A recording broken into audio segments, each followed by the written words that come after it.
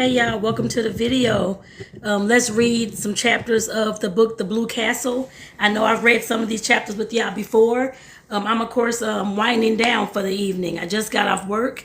I facilitated a caregiver support group today, which of course I've done them for the last 4 years, but I have gotten burned out with them. I'll put it that way. It's still my job as a social worker, so I'm currently still working the job, but like I said, definitely burned out. And I'm trying to, of course, find my joy again. I guess I put it that way. Find my joy again and, of course, move forward with, of course, traveling more, doing the things that I enjoy that's going to bring me joy and bring me happiness. So like I said, definitely join me tonight, y'all. So y'all, like I said, definitely let's go ahead and start reading chapter 11 and 12. We're gonna read 2 chapters tonight. So yeah, let's go ahead and get started, y'all. Like I said, I'm gonna be reading chapter 11 and 12 of the book The Blue Castle by L.M. Montgomery. And like I said, I read other chapters on here before, but I want to read 2 tonight. And of course, like I said, invite y'all along to, of course, follow and to, of course, enjoy these book reading nights. So, and like I said, I'm definitely winding down from my long day. Of course, I worked, of course, regular 8-9-hour shift today. Like I said, I did facilitate a caregiver support group, which was interesting. But like I said, definitely trying to wind myself down and trying to regroup and relax and that kind of thing. And these types of things help me do so. So let me go ahead and get started. Chapter number 11 of The Blue Castle. Meanwhile, the dinner in its early stages was dragging its slow length along true to sterling form.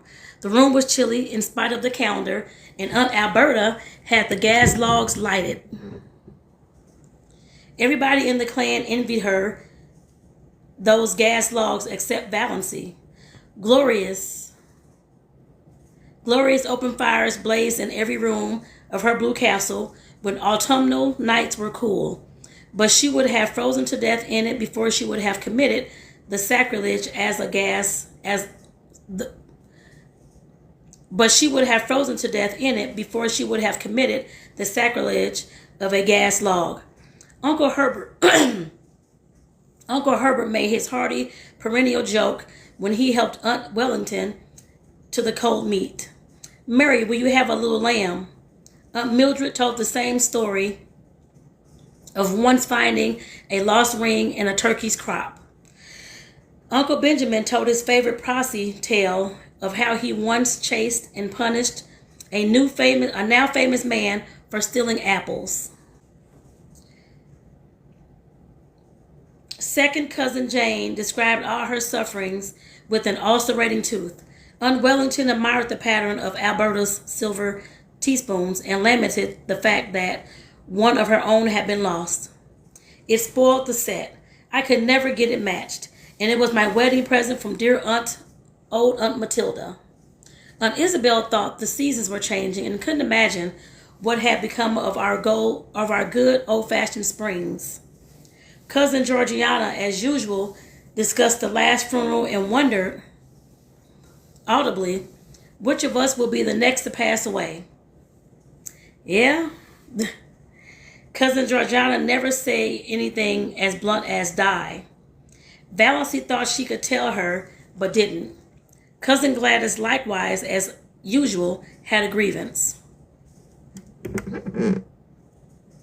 Her visiting nephews had nipped all the buds off her houseplants and chivied her brood of fancy chickens. "Squeeze some of them actually to death, my dear." "Boys will be boys," reminded Uncle Herbert tolerantly. "But they needn't be rampageous animals," retorted Cousin Gladys, looking round the table for appreciation of her wit. Everybody smiled except Valancy. Cousin Gladys remembered that. A few minutes later, when Ellen Hamilton was being discussed, Cousin Gladys spoke of her as one of those shy, plain girls who can't get husbands, and glanced significantly at Valancy. And if y'all heard any of the other chapters I've read of this book, The Blue Castle, this young lady, Valancy, I know a lot of us can identify with her. She's 28, 29 years old. Her family has always told her what to do, what to wear, what to say, where she can't go, what church she has to go to, everything. And she always has been the one that's been timid, quiet, didn't want to go against the rules or that type of thing. and she still stayed at home with her family. She was never married, anything like that at all. And of course, they always are talking about her in a bad way. I guess I put it that way. Making her feel bad, like she's worthless, and that type of thing. Like I said, I know a lot of us can identify with that. That's why I'm reading this story, y'all. And like I said, with this aunt, this cousin Gladys, like I said in the last sentence, spoke of her as one of those shy, plainly girls who can't get husbands. And she glanced at Valancy. Like I said, this young lady is starting to come to herself. I guess I put it that way. So like I said, I want to give y'all that little synopsis, but let's go ahead and get back into this. Uncle James thought the conversation was sagging to a rather low plane of personal gossip. Yeah. He tried to elevate it by starting an abstract discussion on the greatest happiness. Everybody was asked to state his or her idea of the greatest happiness. Aunt Mildred thought the greatest happiness for a woman was to be a loving and beloved wife and mother. Aunt Wellington thought it would be to travel in Europe. Olive thought it would be to be a great singer like Tetrazzini. Cousin Gladys remarked mournfully that her greatest happiness would be to be free, absolutely free from neuritis. Cousin Georgiana's greatest happiness would be to have her dear dead brother Rick back. Aunt Alberta remarked vaguely that the greatest happiness was to be found in the poetry of life, and hastily give some directions to her maid to prevent anyone asking her what she meant. Miss Frederick said the greatest happiness was to spend your life in loving service for others, and Cousin Stickles and Aunt Isabel agreed with her. Aunt Isabel was a resentful air, as if she thought Miss Frederick had taken the wind out of her sails by saying it first. And all these folks I just named, these are Valancy's family members, y'all. And they at a dinner, holiday dinner, evening dinner, that kind of thing. So we're all too prone, continued Miss Frederick, determined not to lose so good an opportunity to live in selfishness, worldliness, and sin. The other women all felt rebuked for their low ideas, and Uncle James had a conviction that the conversation had been uplifted with a vengeance. Everybody stared. Nobody felt it safe to say anything. Was Valancy trying to be funny? She said the greatest happiness, said Valancy suddenly and distinctly, is to sneeze when you want to. It was incredible.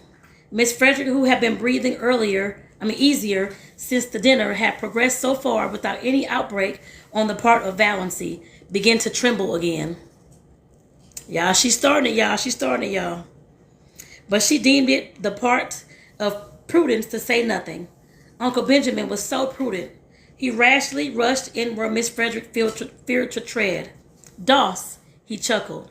What is the difference between a young girl and an old maid? One is happy and careless, and the other is crappy and hairless, said Valancy. You have asked that riddle at least 50 times in my recollection, Uncle Ben. Why don't you hunt up some new riddles if riddle you must? It is such a fatal mistake to try to be funny if you don't succeed. Wow. Like I said, y'all, she going off, y'all. Like I said, she's starting to get her voice. And mind you, this story is about 100 years old, y'all. So this is back in the day. I put it that way.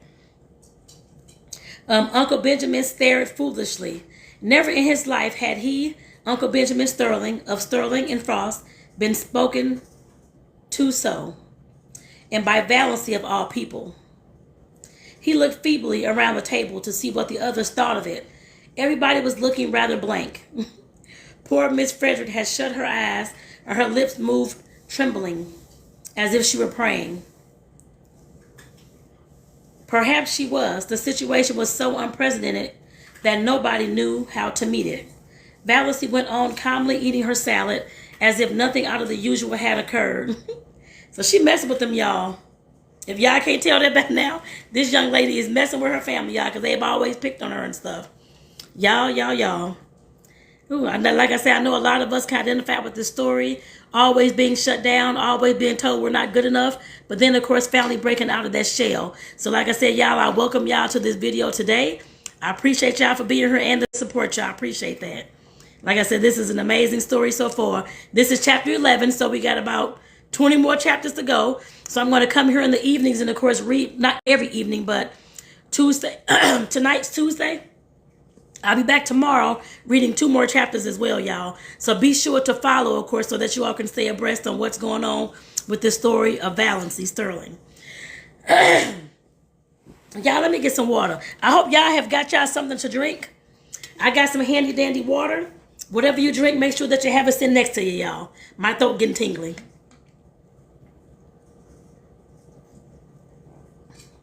So go and grab your drink, y'all. Go and grab a drink.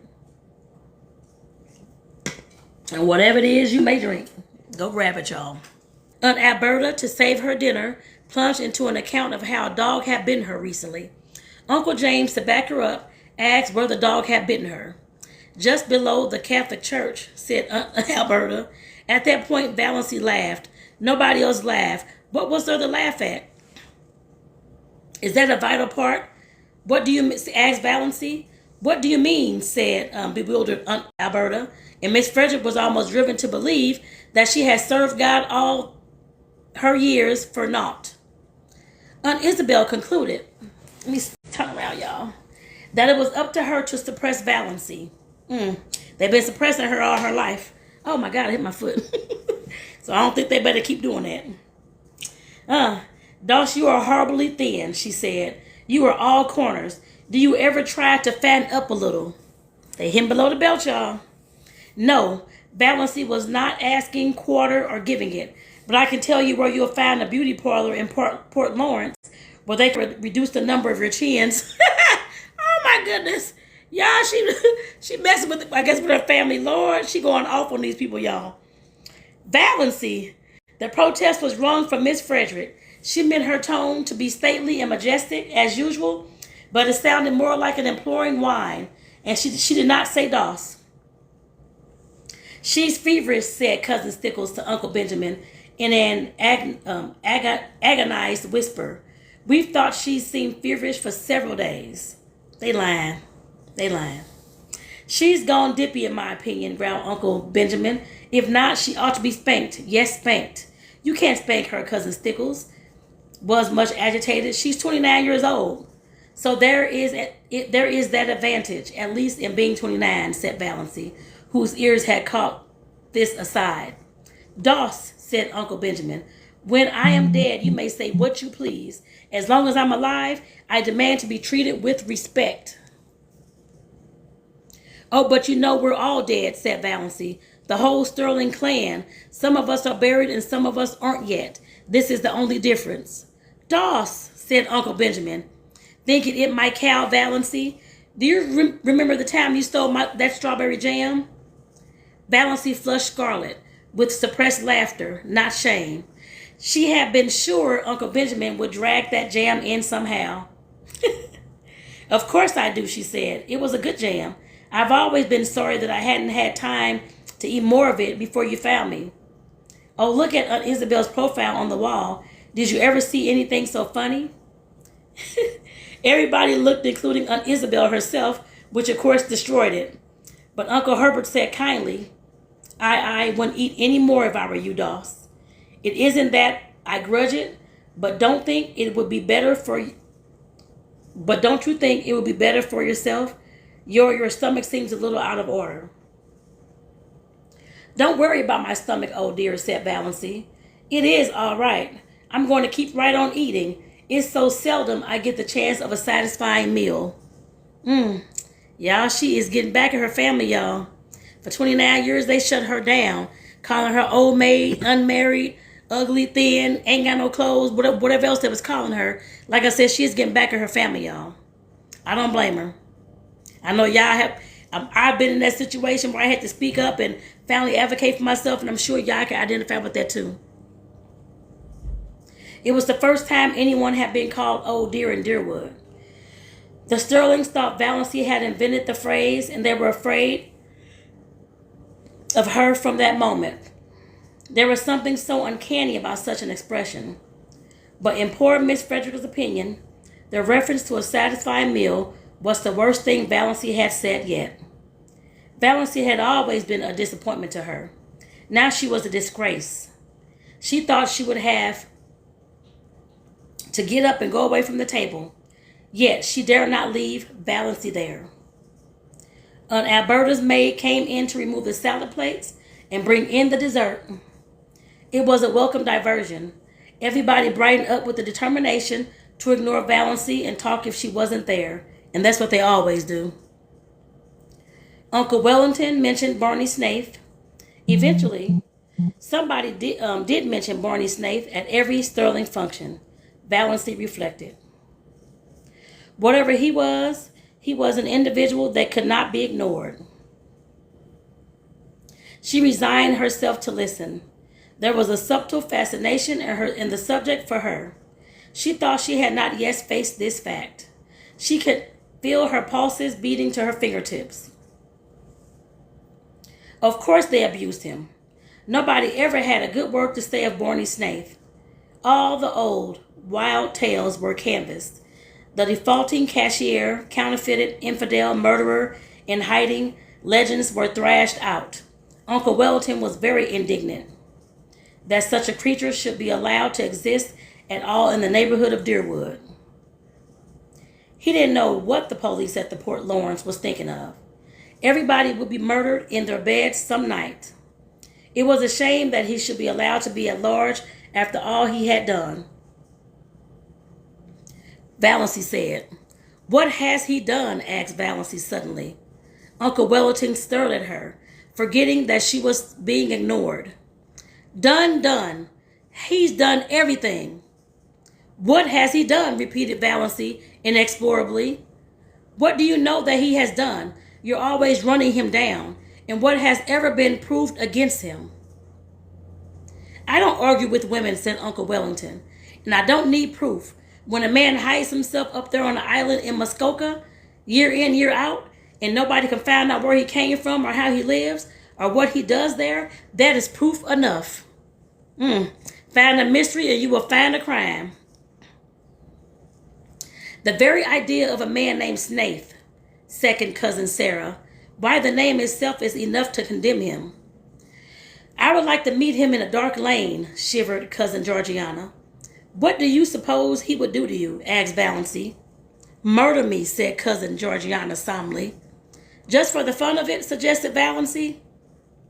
Exactly, said cousin Georgiana, unsuspiciously. When there is so much smoke, there must be some fire. I was afraid he was a criminal when he came here first. I felt he had something to hide. I'm not often mistaken in my intuitions. Criminal. Of course he's a criminal, said Uncle Wellington. Nobody doubts it, glaring at Valancy. Why, they say he served a term in penitentiary for embezzlement. I don't doubt it. And they say he's in with the gang that are perpetrating all those bank robberies round the country. Who say? Asked Valancy. Uncle Wellington nodded his ugly forehead at her. What had got into this confounded girl anyway? He ignored the question. She's asking questions. Like I said, she was so quiet in the beginning. Didn't want to say nothing. Didn't want to retort. Didn't want to do anything.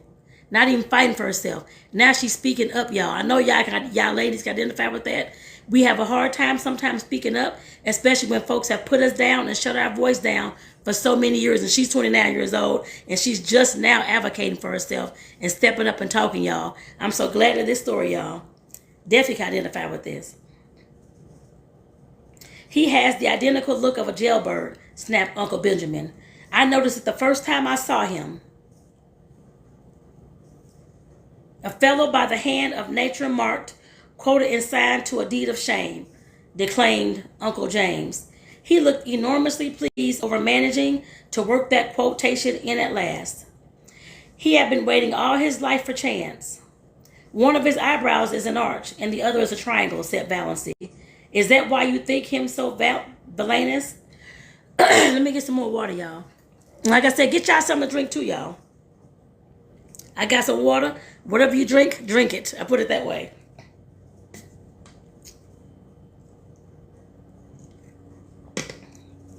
Definitely, y'all. Like I said, whenever you join me here for my wind down, bring whatever drink or snack you want. I put it that way. So definitely do so.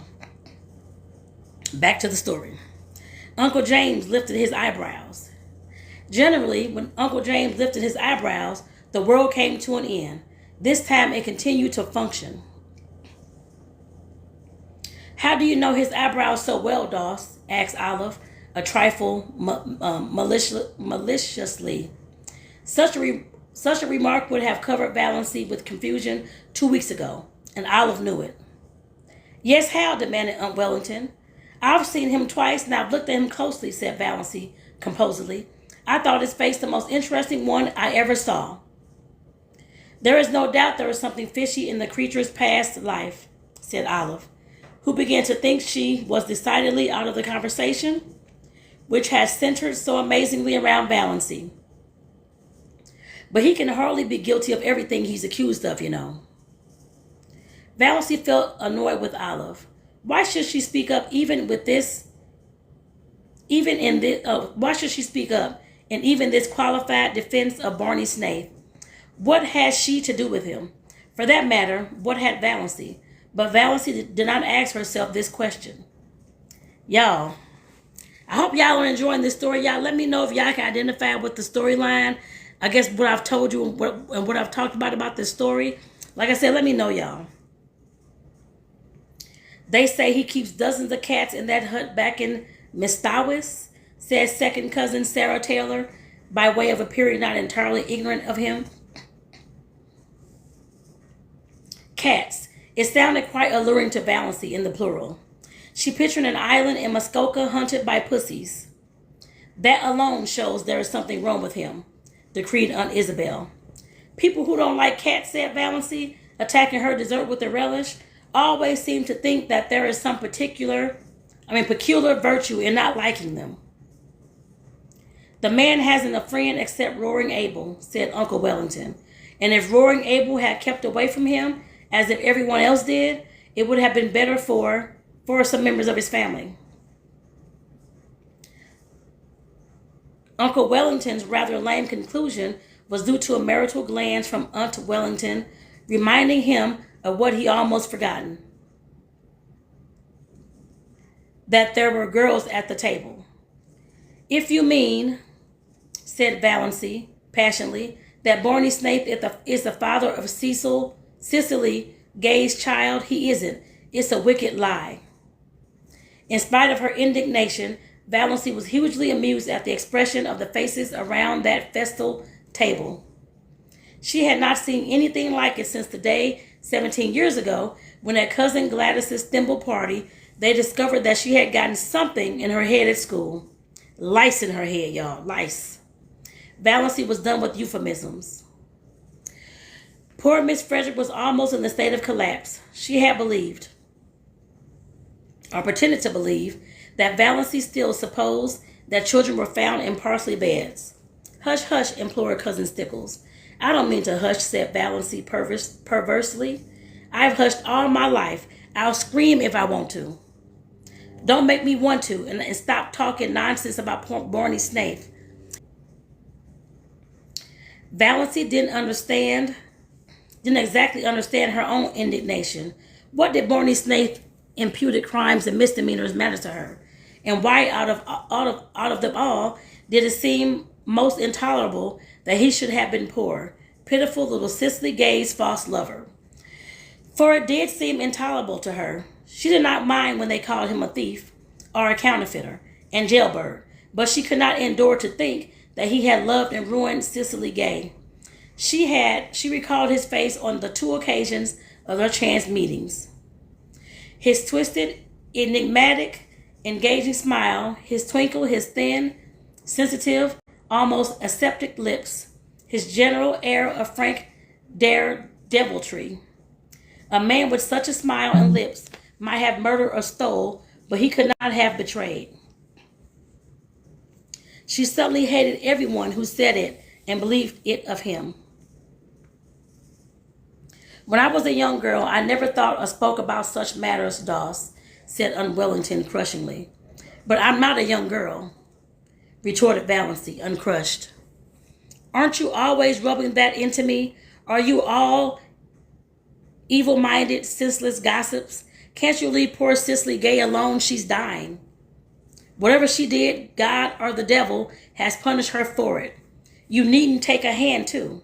As for Barney Snaith, the only crime he has been guilty of is living to himself and minding his own business, staying in his own lane. He can, it seems, get along without you, which is an unpardonable sin, of course, and your little snobocracy. Valancy coined that concluding word suddenly and felt that it was an inspiration. That was exactly what they were, and not one of them was fit to mend another. Valancy, your poor father would turn over in his grave if he could hear you, said Miss Frederick. I dare say he would like that for a change, said Valancy brazenly. Doss, said Uncle James heavenly, the Ten Commandments are fairly up to date still, especially the fifth. Have you forgotten that? No, said Valancy, but I thought you had, especially the ninth. Have you ever thought, Uncle James, how dull life would be without the 10 Commandments? It is only when things are forbidden that they become fascinating. Oh, goodness. If I can hold my hand, I need 2 pillows, y'all. 2 pillows, 2 pillows. I got my little cow pillow here, too. But her excitement had been too much for her. She knew by certain unmistakable warnings that one of her attacks of pain was coming on. It must not find her there. I got a net driving me crazy, y'all. She rose from her chair. I am going home now. I only came for the dinner. It was very good. Aunt Alberta, although your salad dressing is not salt enough, and a dash of cayenne would improve it. None of the flabbergasted silver wedding guests could think of anything to say until the long gate clanged behind Valancy in the dust. Then, she's feverish. I've said right along she's feverish, moaned Cousin Stickles. Uncle Benjamin punished his pudgy left hand fiercely with his pudgy right. She's dippy. I tell you, she's gone dippy, he snorted angrily. That's all there is about it. Clean dippy. Oh, Benjamin, said Cousin Georgiana soothingly, don't condemn her too rashly. We must remember what dear old Shakespeare says, that charity thinketh no evil. Charity popcock, snorted Uncle Benjamin. I never heard a young woman talk such stuff in my life as she just did. Talking about things she ought to be ashamed to think of, much less mention. Blaspheming, insulting us. What she wants is a generous dose of spank weed, and I'd like to be the one to administer it. Uncle Benjamin gulped down the half of a scalding cup of coffee. Do you suppose that the mumps could work on a person that way? Well, Cousin Stickles. I opened an umbrella in the house yesterday, sniffed Cousin Georgiana. I knew it betokened some misfortune. Have you ever found out if she has a temperature? Asked Cousin Mildred. She wouldn't let Amelia put the thermometer up under her tongue, whimpered Cousin Stickles. Miss Frederick was openly in tears. Goodness, y'all. I'm getting rested and, like I said, relaxed now. I'll put it that way. Y'all see me yawning. And I hope that y'all will, of course, like I said, out here listening, enjoying this novel. Like I said, The Blue Castle by L.M. Montgomery. Like I said, it's definitely a great novel so far. Like I said, this is only chapter 11. And Valancy is starting to stand up for herself and tell her family what she's not going to do. I put it that way. So this is amazing, y'all. Because some of us cannot do that. I must tell you, she sobbed, that Valancy has been acting very strangely for over 2 weeks now. She hasn't been a bit like herself. Christine could tell you. I have hoped against hope that it was only one of her colds coming on. But it must be something worse. This is bringing on my neuritis again, said Cousin Gladys, putting her hand to her head.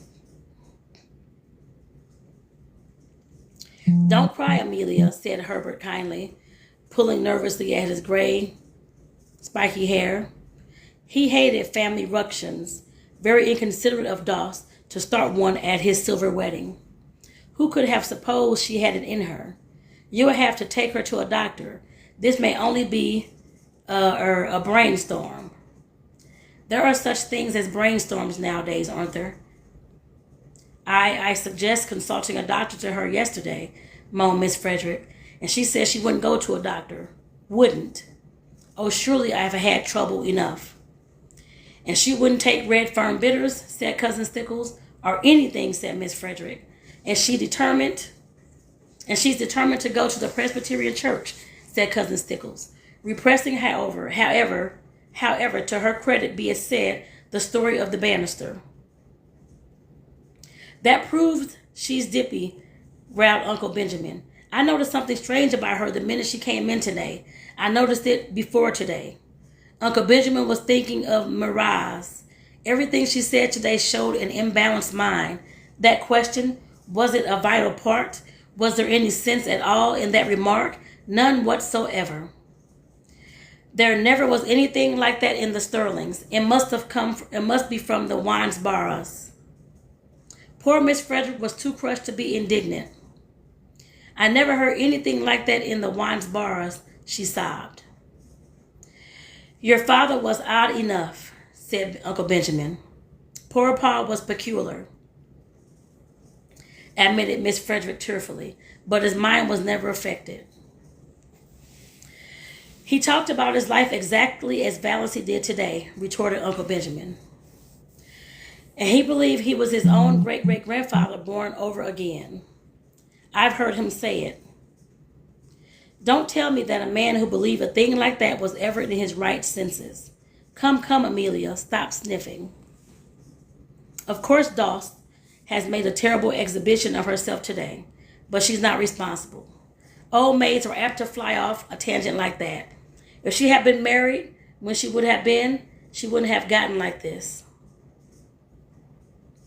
Nobody wanted to marry her, said Miss Frederick, who felt that somehow Uncle Benjamin was blaming her. Well, fortunately, there is no outsider here, snapped Uncle Benjamin.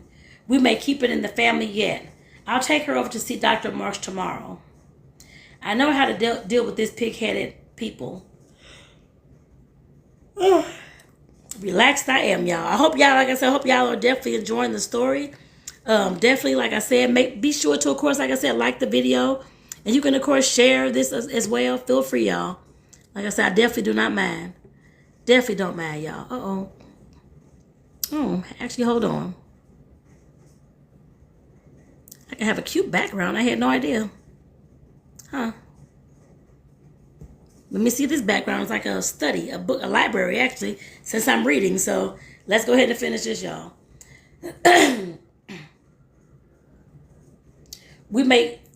Fortunately, there's no outsiders here, snapped Uncle Benjamin. We may keep it in the family yet. I'll take her over to see Dr. Marsh tomorrow. I know how to deal with pig-headed people. Won't that be best, James? We must have medical advice, certainly, agreed Uncle James. Well, that's settled. In the meantime, Amelia, act as nothing had happened and keep an eye on her. Don't let her be alone. Above all, don't let her sleep alone. Renewed whimpers from Miss Frederick. I can't help it. I'm loving this little background, y'all. I can't help it. Night before last, I suggested she'd better have Christine sleep with her. She positively refused and locked her door. Oh, you don't know how she's changed. She won't work. At least she won't sew. She does her usual housework, of course, but she wouldn't sweep the parlor yesterday morning, though we always sweep it on Thursdays. She said she'd wait till it was dirty. Would you rather sweep a dirty room than a clean one? I asked her. She said, of course. I'd see something from my labor then. Think of it.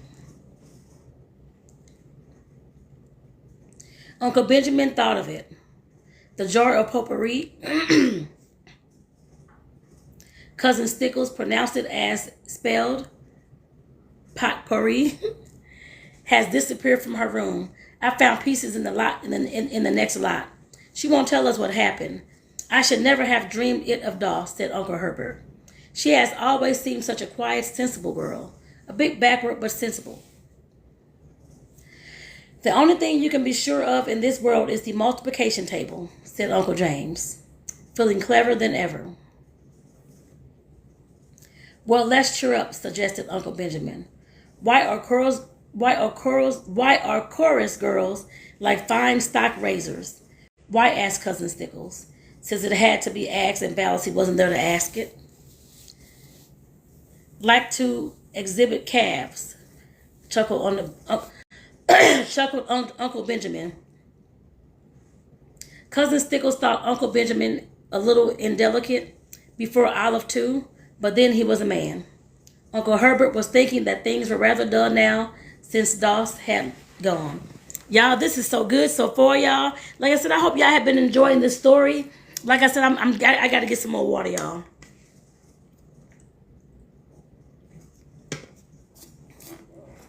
But I'm definitely hoping y'all enjoying the story, y'all. Like I said, Valancy she's showing her true colors. Like I said, they shut her down so long. And like I said, I could definitely identify with that in some ways. But like I said, definitely I'm sure some other folks can too. Especially women out there whose voice has been shut down. And now they're trying to speak up and voice their opinion and advocate for themselves. That's what she's doing now. Like I said, it's been amazing. So like I said, y'all, what's your favorite classic story that you like to hear me read? Like I said, let me know in the comments, y'all. And I think AI just, of course, talked about it too. But like I said, definitely let me know in the comments, y'all. Let's go on to number 12. But like I said, number 11, y'all, I'm like, oh Lord, Valancy has flew off the coop. I think that's how it goes. Flown the coop. I think that's what the words are. Like I said, y'all, she is getting back at them. Because like I said, they've kept her shut down for so long and talked about her for so long, she's tired of it. So let's go ahead and read chapter 12, y'all, and see what she's going to do now. Chapter 12. Valancy hurried home through the faint blue twilight. Hurried too fast, perhaps. The attack she had when she thankfully reached the shelter of her own room was the worst yet. It was really bad. She might die in one of those spells. It would be dreadful to die in such pain. Perhaps this was death. Valancy felt pitifully alone.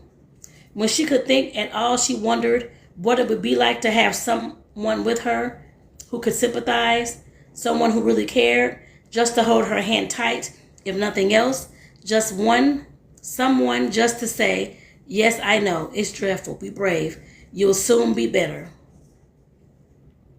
Not someone merely fussy and alarmed. Not her mother or Cousin Stickles. Why did the thought of Barney Snaith come into her mind?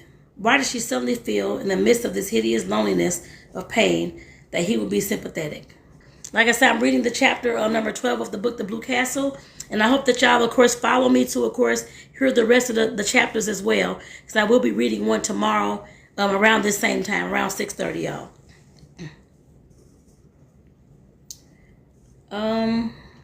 Okay, where am I at?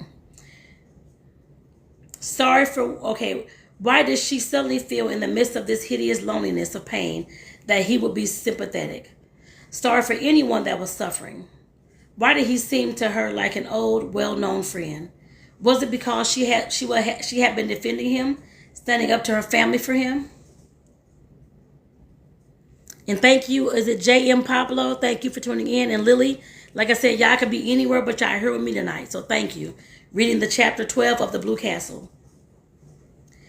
She was so bad at first that she could not even get herself a dose of Dr. Trent's prescription. But eventually she managed it. And soon after relief came. The pain left her and she lay on her bed, spent, exhausted in the cold perspiration. Oh, that had been horrible. She could not endure many more attacks like that. One didn't mind dying if death could be instant and painless, but to be hurt so in dying. Suddenly she found herself laughing. That dinner had been fun, and it had all been so simple. She had merely said the things that she's always thought. Their faces, y'all. Uncle Benjamin. Poor, flabbergasted Uncle Benjamin. Valancy felt sure he would make a new will that very night. Olive would get Valancy's share of his fat hoard. Olive had always gotten Valancy's share of everything. Remember the dust pile? To laugh at her clan as she always had wanted to laugh was all the satisfaction she can get out of life now. But she thought it was rather pitiful that it should be so. Might she not pity herself a little when nobody else did? Y'all, I'm yawning. So like I said, I had to relax and calm down and, like I said, wind down for my day. And this is definitely helping y'all to help relax me for this evening. So bedtime, I'll be knocked out in 2 minutes, as always. Valancy got up and went to her window. The moist, beautiful wind, blowing across groves of young-leaved wild trees, touched her face with the caress of a wiser, tender old friend. The Lombardys and Miss Treadgold's lawn off to the left, Valancy could just see them between the stable and the old carriage shop, where in dark purple silhouette against the clear sky there was a milk-white, pulsating star just over one of them. Like a living pearl on a silver-green lake, far beyond the station were the shadowy, purple-hooded woods around Lake Mistawis. A white, filmy mist hung over them, and just above it a faint young crescent. Valancy looked it over her thin left shoulder. I wish, she said whimsically, that I might have one little dust pal before I die. Y'all, like I said, this has been a great story. Like I said, I hope y'all have enjoyed this story tonight. And I'm going to use this background next time, too. I like this background, actually, because I am reading. It's full of books. It's a library. I love it, y'all.